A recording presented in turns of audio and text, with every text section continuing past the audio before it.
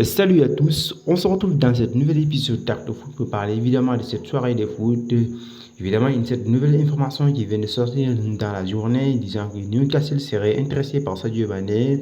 Évidemment, nous allons revenir aussi sur les résultats de la sixième et dernière journée des phases de groupe de la Ligue des Champions européenne. Bienvenue dans cette nouvelle vidéo d'Acte Foot. Mais avant de commencer cette vidéo, je vous suggère d'abonner et surtout liker la vidéo pour ne rater aucune de mes prochaines vidéos. Dans un traitement, cette soirée de foot par cette nouvelle information qui est tombée de cette journée, Newcastle tenté par la piste de Sadio Mané de cet hiver.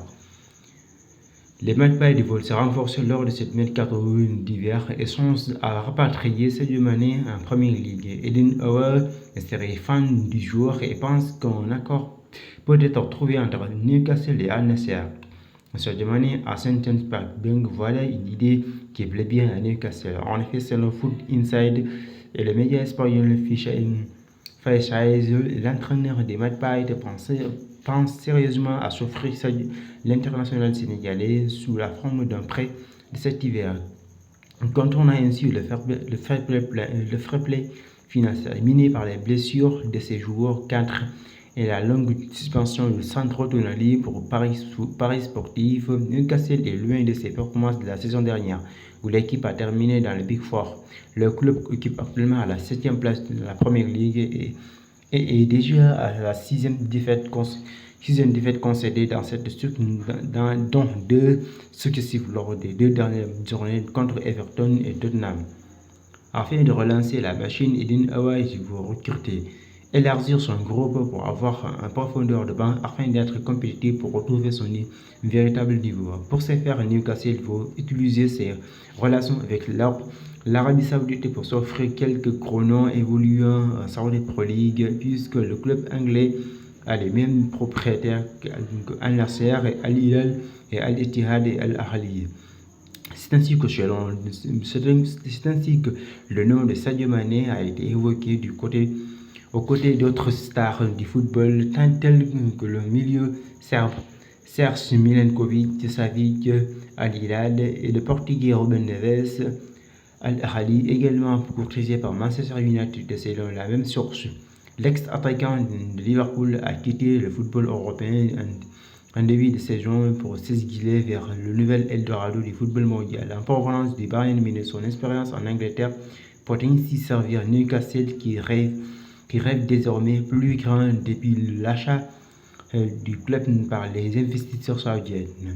Reste à savoir, l'attaquant sénégalais de 31 ans sera intéressé par l'idée de retrouver le football européen et surtout la Première Ligue. Dans un traitement dans cette soirée de foot, bien évidemment, par les résultats de la sixième journée de la phase de coupe de la Ligue des Champions. Évidemment, le Real Madrid a enchaîné une nouvelle victoire du côté de l'Union Berlin sur un score de 4 buts à 2. Pour ce qui est de cette équipe de l'Empoli Mendy, l'ancien club de Lens, l'Empoli Mendy, sorti d'ailleurs sur une blessure, on ne sait pas pour l'instant l'identité de cette blessure-là et la durée indisponible de cette blessure-là. L'Empoli Mendy, qui sera certainement probable où le Sénégal compte bien à la Coupe d'Afrique des Nations, est blessé et ce n'est pas une bonne nouvelle pour cette équipe du Sénégal. Et évidemment, on reste à savoir si également le joueur blessé ne sera pas indispensable pour un bon moment. Ce sera un très coup dur pour cette équipe du Sénégal. On reste à voir quel sera le résultat. Est-ce que le résultat sera positif? Pour ce qui est évidemment le club de Nampalys Mendy, bien sûr, l'Arsenal Club Lens a tenu son rang, a battu le FC Séville sur un score de début ce qui les a permis de rester en Europe et jouer évidemment l'Europa League comme l'Olympique de Marseille. Évidemment, pour ce qui est de Napoli de Victor Osimhen a sacré d'ailleurs le Ballon d'Or africain et a battu également Praga sur un score de début 0. Et évidemment, bien sûr, le Ballon d'Or africain, le nouveau Ballon d'Or africain, Victor Osimhen a même marqué dans cette partie-là.